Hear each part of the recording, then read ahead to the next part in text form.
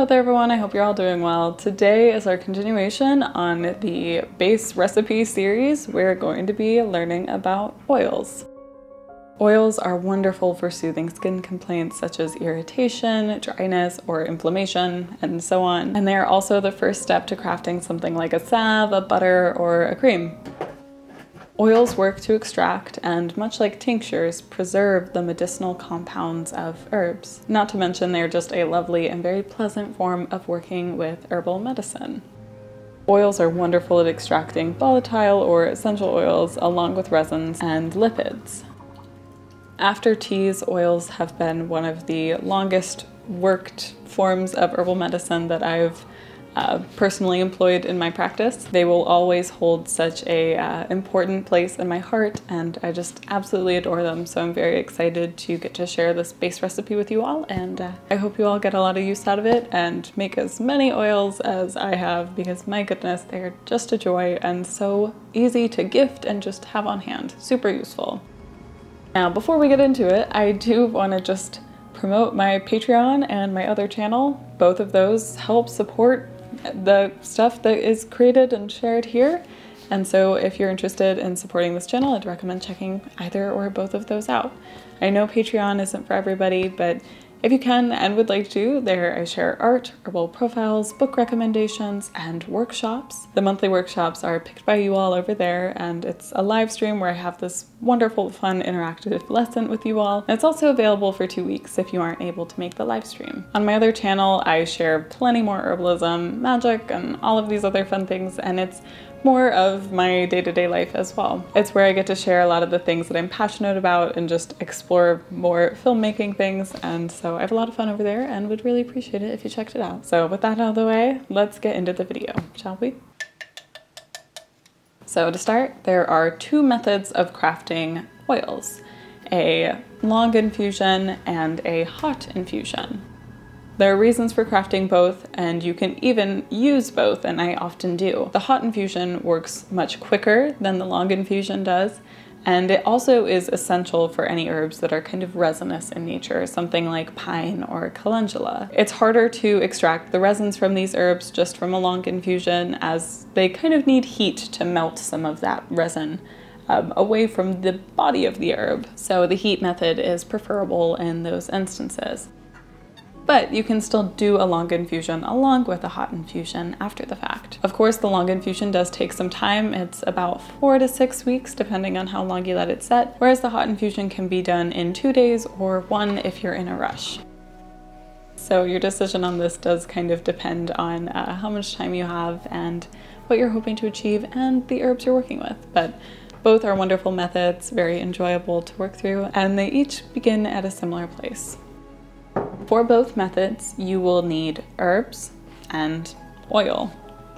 That's about it. The herbs you use can be fresh or dried, and I did say fresh. I know some of you are gonna get mad at me in the comments for that, and I know some of you are gonna get upset about using dried herbs as well, but personally, I think it's up to each individual what they have in their apothecaries and what they feel most comfortable working with.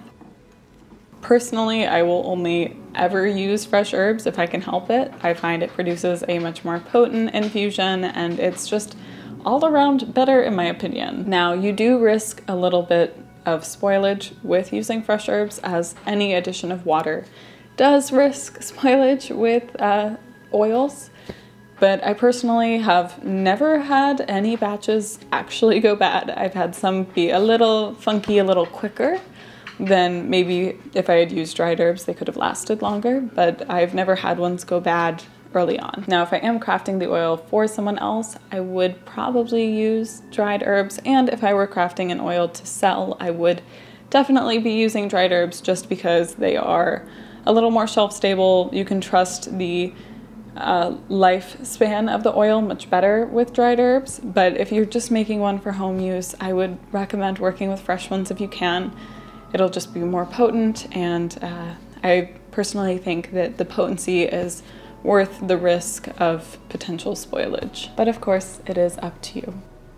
Now, for oils, I tend to prefer working with extra virgin olive oil. I have done some experiments in the past with jojoba oil, and I do really like that one for specific instances, such as making face products or anything that's going to be in more delicate areas of the body. So under your eyes, anywhere where you want it to absorb much better. I do prefer that oil, but it is far more expensive than olive oil. And to be honest, olive oil does absorb very readily into the skin. It is far more affordable and it has a pretty decent shelf life. So that tends to be my go-to and my recommendation just for baseline oil making.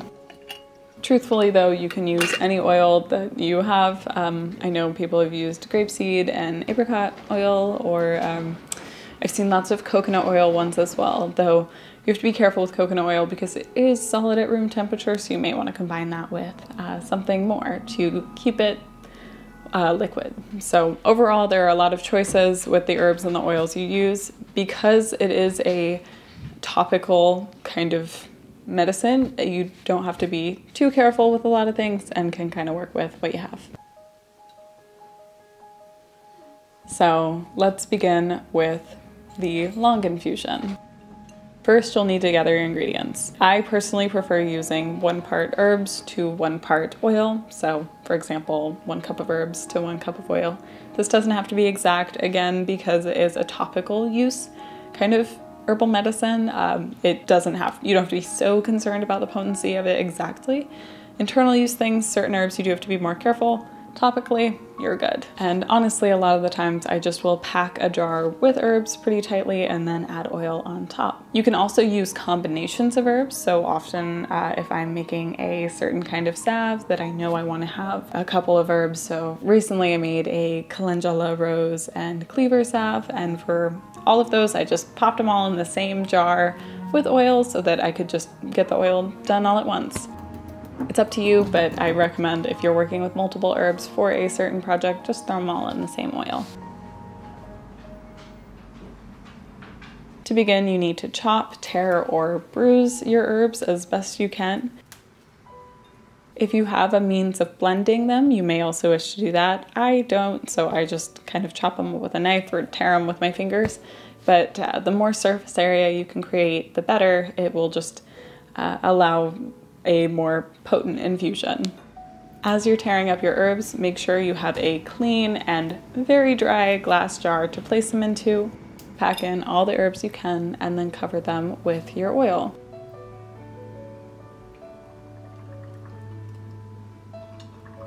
Make sure they're submerged by about 1 inch or 2, or that it's full to the brim. Then cap it off, label it, and place it in a dark cabinet for 4 to 6 weeks, stopping by to give it a little shake every now and again whenever you remember. It's pretty simple. Now, the straining and storing is the same regardless of whether you're doing a long infusion or a hot infusion. So I'm gonna jump to the hot infusion now, and after that's done, explain how to strain and store the finished product. So for hot infusion, it begins the same way. Equal parts herbs to oil. Make sure you chop them up real finely, put them in a jar, and cover with your oil. But don't cap it off. Instead, pull out a pot and put it on the stove. Then add some water in your jar. You can even place a jar ring underneath the jar in the pot. This kind of helps to keep the noise down when it's boiling, and I found that it also works pretty well to evenly heat the oil. But anyways, bring the double boiler situation that you just made up to a low heat and leave it simmering here for 4 to 6 hours. You don't want the oil to get very hot, but you do want the water around it to be simmering. Make sure that you give it a stir every now and again, and make sure to refill the water as well, because that absolutely will burn away. Once this time is up, remove it from the heat and cover it.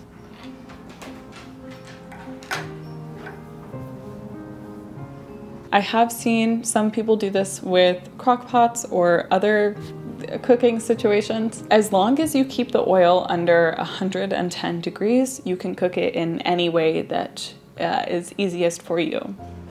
Once it's off the heat, I personally prefer to allow it to infuse overnight. But you can just wait until it's cooled off completely to begin straining the herbs. Whichever method you choose, the straining is the same. Grab another glass jar, or if you don't have another glass jar, sometimes I will just pour the herbs and the oil into a bowl to pour back into the same jar. Finagle it however you need to get the oil back into a jar, but strained through a cloth. Pour the oil and the herbs over the cloth and into the jar, and make sure that once you're at that last bit and you've got all of the oil out and you've got just a bunch of herbs in your cloth, to squeeze out every last bit of oil that you can, because this is what is going to be the most medicinally potent part of the oil. Then cap it off, label it, and either store it in a dark place or in the fridge. Oils will last 2 to 3 years in a refrigerator and 1 year unrefrigerated. And that's about it. You can use it just as an oil topically, or you can craft it into a salve, like I said, and I will be sharing that base recipe pretty soon. All in all, oils are very beautiful and easy crafts of herbal medicine. I find they are some of the most useful to keep around, especially for someone who spends a lot of time in the kitchen like I do and are prone to clumsy mistakes. Always having a burn salve on hand is great. I also find them to make really good gifts. So everyone wants skincare kinds of things, and this is an easy thing to just craft and give to someone that you care about. I hope you found some use in this video, and thank you so much for watching. I hope you enjoyed, and I will see you very soon.